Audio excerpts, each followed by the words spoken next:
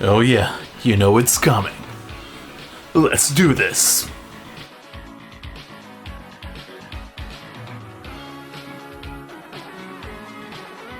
I have to set up a few ground rules before we're starting this. 1. No sports games. That means no UFC and no WWE. Maybe they're better than some of the games that I have, but it's not my thing. Very sorry. Second of all, no ports. If that was the case, Mortal Kombat would easily get number 1 just because it came out on the Vita with a few touch control missions. Yip-de-doo. So here we go. Top 10 fighting games of 2012. Take that, Mayans, we survived! Number 10. If the award for the longest title was given, then this game would clearly be on top. Naruto Shippuden Ultimate Ninja Storm Generation is on this list because, quite frankly, it was either that or Dragon Ball Z Connect. The game does have some things going for it. It is one of the prettiest games on the list, that's for sure. It fits the anime to a T. It has a giant, and I mean a giant roster of characters to choose from, each with their own special moves. Oh, and the ultimate attacks are still pretty awesome to watch.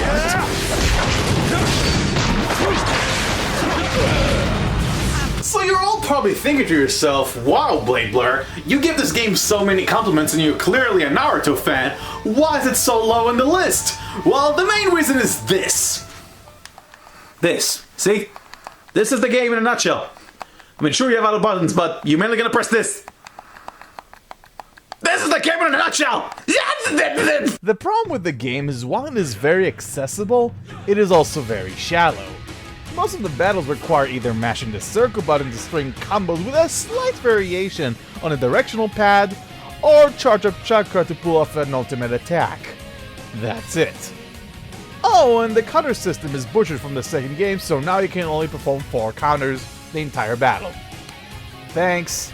Despite all of its blemishes, I still had a lot of fun with Naruto Shippuden Ultimate Ninja Storm Generation. God, this title is so long! I enjoyed playing through all the story modes and having dream matches between the original generation and the Shippuden one. Also, the game has this. Cause it's hard out here for a gen 2B when you're fighting and reciting and your rhymes are freaky. My banquet exposed you to dance to the beat and we celebrate my win. Yeah, that's Number 9.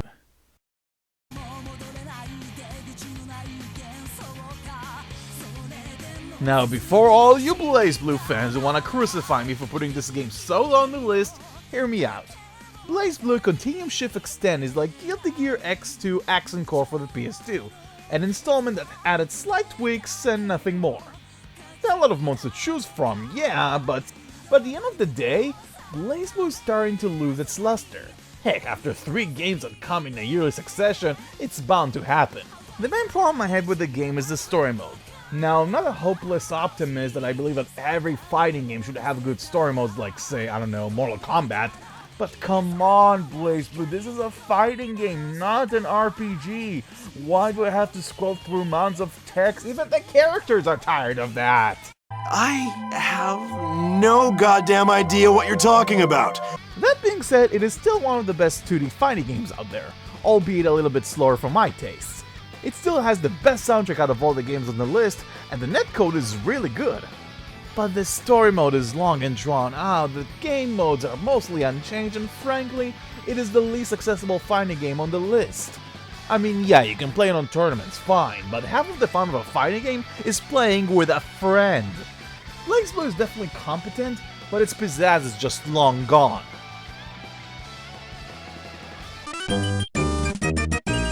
Number 8. Have you ever wondered to yourself what would happen if you put both Street Fighter and Tekken into a microwave? Let's find out! Run the cooking session later. And what we get is this game, Street Fighter X... And what we get is this, Street Fighter X Tekken. When Street Fighter Cross Tekken was announced 2 years ago, I didn't really know what to think of it. It's probably the weirdest idea since Dead or Alive Cross Bloody Roar. I always wondered what the game is even gonna play like, and if it's even gonna satisfy both of the fan bases. but safe to say no one cared when it came out because it happened to be released with another game. Nice one, Capcom. Nice. Essentially, the game feels a lot like what Capcom does with their crossovers. Add in another universe while still returning the good old Capcom fighting style. And for the most part, I do like the game a whole lot more than another fighting game that shall not be mentioned. Not only we get fan favorites back like Orlento from Final Fight, but all the Tekken characters that we know and love are faithfully represented here. Even if Jin shoots energy balls. Okay. Reason why this game is not any higher on my list is not because of the whole DLC on a disc fiasco, because as you can tell I do have the extra characters, but my main problem is the general lack of content and care, which is very typical to Capcom fighters unfortunately. Well, minus Super Street Fighter 4. Aside arcade mode and some very difficult challenges, there's no real incentive to keep playing besides online and versus play. Even though this game has a similar fighting system to Street Fighter 4, it has plenty of new attacks that are just so hard to pull off, and frankly, I don't want to go to the tutorial mode every time I'm replaying this. Also, the gem system is completely useless. It activates randomly and doesn't allow any customization, and the majority of those gems are paid DLC. The game in general feels devoid of soul. It is definitely competent, here's that word again, but for every cool thing about it, like say the intro song, there is something that annoys me to no end, like Akuma's instant kill attack. Also, Capcom, I have one more major issue I have to address. So you brought all those Tekken characters, but you forgot Lee friggin' Shaolin? Seriously?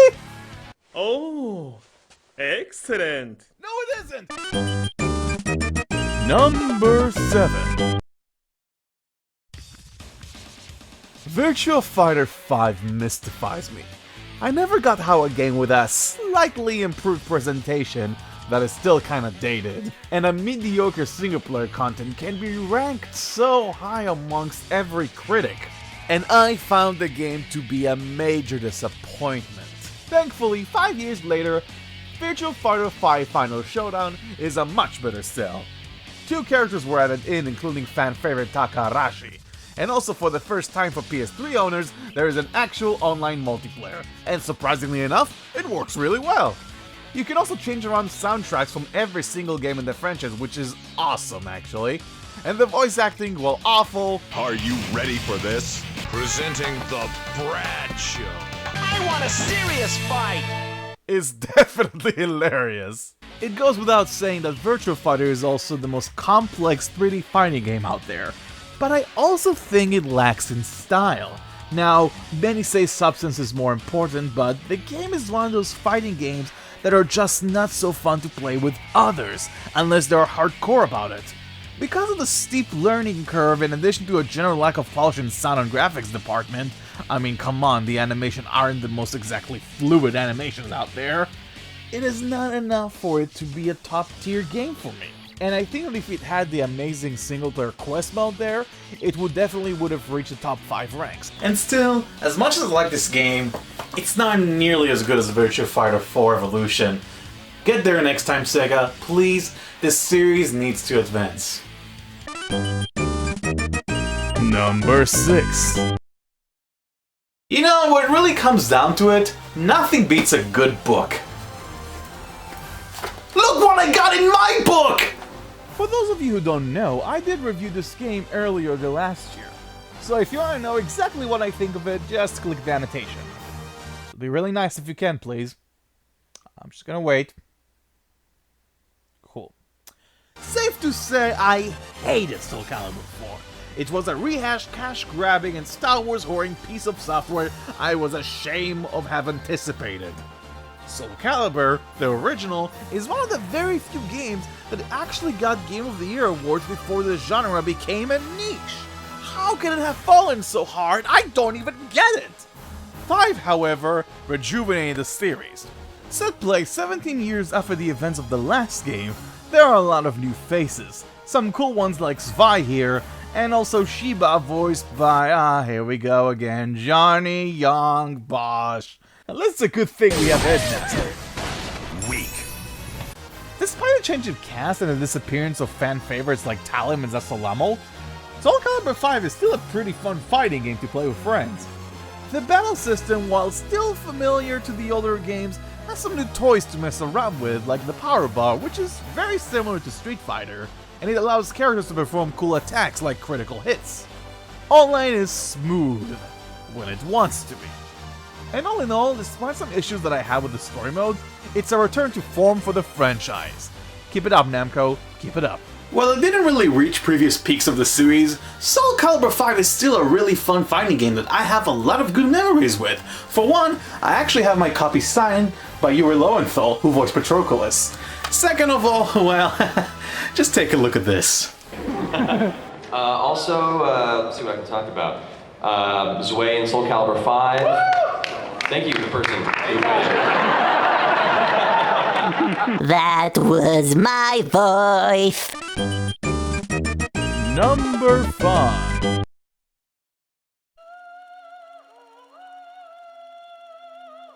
While Virtua Fighter was good, Skullgirls is the king, or perhaps queen, of downloadable fighters. When you think about it, it had the smallest team of developers behind it, yet it managed to surpass both Soul Calibur and Virtua Fighter. Props. On one hand of this game we have the visual presentation. The character art as well as the location themselves are really a sight to behold, and the animation is perhaps the most fluid I've ever seen in a 2D fighting game. And you can just lose yourself. Oh! Forgive me, guys. I forgot we haven't even reached Dead or Alive yet. The music is also unique, with a combination of snazzy jazz pieces and the dramatic choir that fits the mood well. Voice acting is also great, which is especially noteworthy since a lot of the cast are newcomers. I just wish the story cutscene had VO in them, which is such a major shame. But perhaps the most shocking thing about Skullgirls is how deep the fighting system is. Accomplishing one of the game's hard tutorials is one major achievement. What the game lacks in modes, online works really well despite some sprite hiccups. And considering the amount of money that it actually costs, it's a great deal. Oh, and you can also have your own menage a trois. As much as I want to give the game one of the higher spots, I do have to say it is not as streamlined and as easy to jump into as other fighting games. To master this game, you can't really leave it and just come back to it since there's a lot of stuff to memorize, very similar to Street Fighter X Tekken. But for a first game, it's a great achievement, and if you add in more characters, modes, and other surprises, Skullgirls can end up to be one of the best fighting game franchises of all time.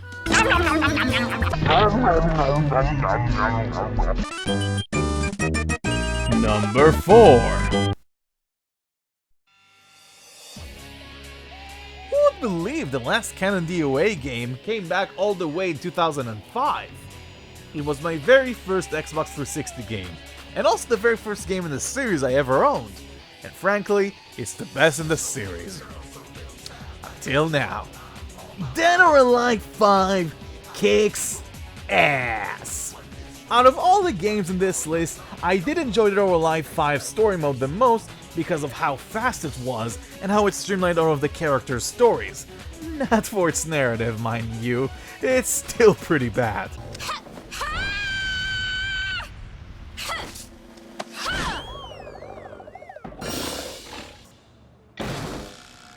What's good about the story mode too is that it also applies as a tutorial to teach newcomers the basics of the fighting system. And while it appears simple on paper, it still has plenty of intricacies to be even considered tournament worthy, in my opinion at least. The arenas are pretty much amazing from top to bottom, and I mean this literally. There are so many different layers and levels. Team Ninja really outdone themselves. Not to mention adding the special charge attack that can trigger explosions that can send your opponent flying in air or just fall to their ground, somehow surviving the fall. I just love the circus arena, which is really colorful and bright, and especially the water rafting level, also known as Flow? Flow? Flow! Jibun wa sekai sa emo kaete shimasu. Oh. Sorry, this usually happens to me when I hear that word. But of course, this wouldn't be a DOA game without the female memories. And thankfully, they're back. But less distracting this time around. But this doesn't mean you shouldn't put 2 girls in bunny outfits. put them in a snow area and take pictures of them while they're getting ammonia, you dirty son of a bitch. Either way, DOA 5 stands head and shoulders above the rest of the games in the series, and the only real negative I have against it is there's no Aerosmith. Seriously?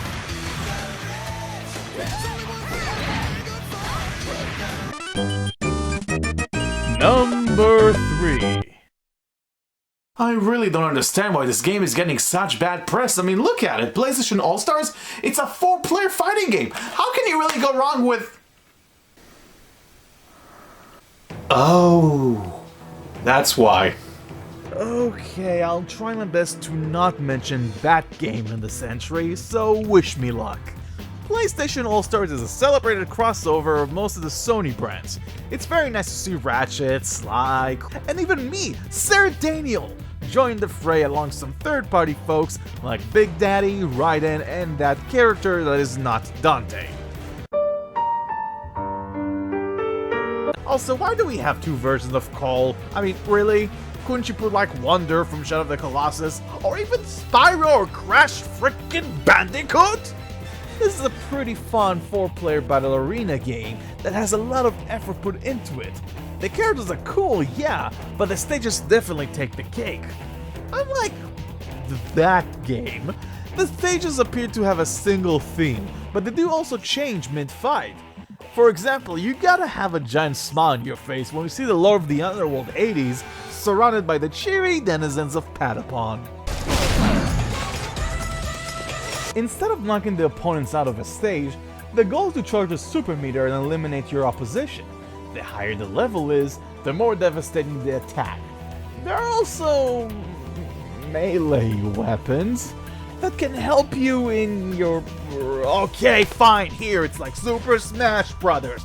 But honestly, who gives a crap? It is a fun game, and if you miss out on it for being a ripoff, then not only you missed one of the best exclusive games of 2012, but also one of the best Vita games because you actually get it free with the PS3 version. Oh, and the online doesn't suck!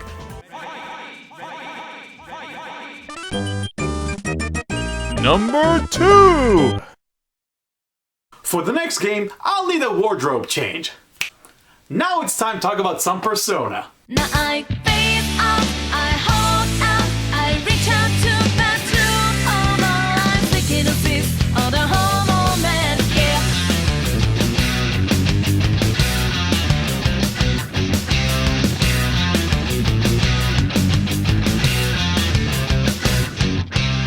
It's amazing how one of the best role-playing franchises of all time, and one of the best 2D fighting game developer of all time, can make one of the best crossovers of all time. Persona 4 Arena is a match made in heaven, and you can tell by the content there is in it. I mean, look at this menu! There is so much to do. It looks amazing, especially in motion, incredibly fluid. The soundtrack is to die for, one of the best of the year. And almost all the voice actors are back, including Yuri Lowenthal. Man, he's a lot on this list. And also Johnny Young Bosch. Now, it wouldn't be fair to not mention the story mode, and it is incredibly dialogue heavy. In fact, while I was recording footage of Yu's story, I only fought once in 1 hour. The game gets a pass though for being originally an RPG, and if you ever played Persona 4, you should know exactly what you're getting in for. Unlike BladeBlur, which, well, it started as a fighting game. But I do wish the story mode moved a lot faster like DOA 5's, although it's much better than that game. Despite the issues I had with the story mode, the game is so fun that I just forgot about it. Even if you're not very knowledgeable about fighting games, the tutorial is so well made that it teaches you all the basics from the ground up. Also, by just even pressing buttons in the right successions, you can pull off some of the nicer moves. Overall, it's just a wonderful game. I found it a lot faster and accessible than BladeBlur, and it did introduce me further to the Persona franchise that I finally started playing Persona 4 on the Vita. Thank God! In my humble opinion, this is the best 2D fighting game of the last year. Shebang. I mean, seriously, this has been a fantastic year for Persona fans. We got an excellent port for the Vita, and we have a fantastic fighting game by the makers of Guilty Gear and BladeBlur. I mean, come on, guys, just buy them. You don't have to buy the Solid Gold edition. I mean, I just have it. Just go to the store and buy them right now! Number 1! Yeah, you know it. Let's just do this. See? There was a point to this shirt, because my favorite fighting game is Tekken Tag Tournament 2. And why? Well, I'll let myself explain to you. Myself, take it away! Thank you, myself! Yes, Tekken. I love me some Tekken. Where I grew up in Israel, we only played one game. Pro Evolution Soccer. But real gamers play Tekken. As a big fan I am of the series, I am not biased and I'm not gonna give it the number 1 just because I grew up on it. To be blunt, Tekken 6 sucked, turning Jin Kazama from a hero to a villain with no warning, considering the reasoning behind it, dumbest move since turning Liu Kang into a zombie. The game was drab, the story mode was awful, and the loading times were horrendous. Even the Tekken Tag 2 prologue demo failed to impress me as it felt stiff and featured awful redesigns of the Devil family. But then the game came out, and I just couldn't let go. The amount of characters in the game is definitely astounding, and there are so many to choose from. Moreover, now with the Fight Lab mode, which serves as a really awesome tutorial for the game, but you can also customize combat's moves to your liking, which is very nice. The stages are a lot more dynamic and lush, and there are definitely a lot more customization for your characters. The online is very solid, and even the Rage Mode edition of Tekken 6 has a lot more logical sense behind it, and encouraging players to actually tug out and get power bonuses. I still don't like the idea that if a character gets knocked out, the round is over, but that's a small gripe. The fighting engine is a lot better and faster than ever before, making the fights themselves a lot more engaging. The game looks great and far superior to the predecessor, especially with the character designs, the animations, and the ending's art style. Excellent. The soundtrack is also very good, minus the usage of dubstep. Having some remixes of classic Tekken tracks really helps out. But still, nothing compares to the Sage Fantastic Theater and its track. My god, it's my favorite music track of the last year. It's so good, just listen to it.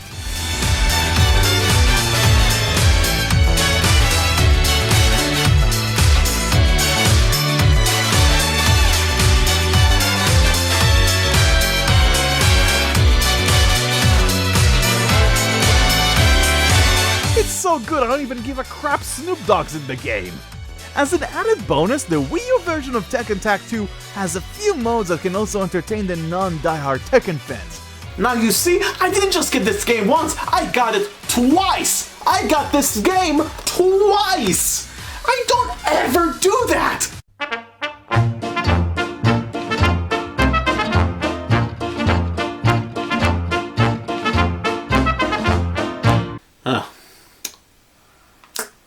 You can suit up your characters as classic Nintendo characters, play the awesomely missed Tekken Ball game from Tekken 3, making its long-awaited return, albeit with the weird music.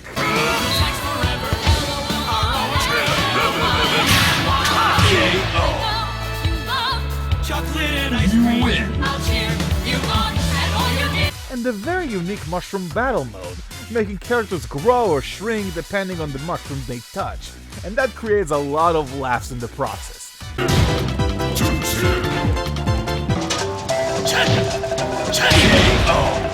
Heck, you can even recreate famous anime scenes.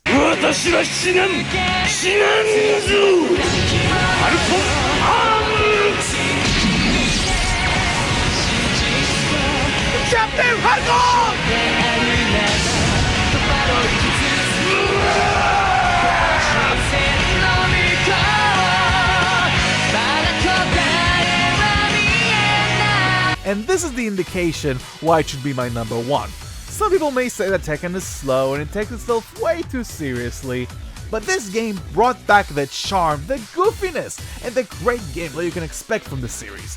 Tekken Tag Tournament 2 is a complete package. Great production value, 40 plus unique characters, excellent new playing mechanics, a barrage of features, and it's just fun, and that's what we play games for. That is the reason why Tekken Tag Tournament 2 is my favorite fighting game of last year, and by God, I hope we're gonna have fighting games of this caliber. I'm looking at you, Injustice. See you next time, guys. Hey there, guys! Thank you so much for watching my video. If you want to check my other stuff, just click on the annotation, and you know what? It'll be very awesome if you can also subscribe, because I have a lot of cool stuff that I have on my channel, and of course more stuff I'm gonna make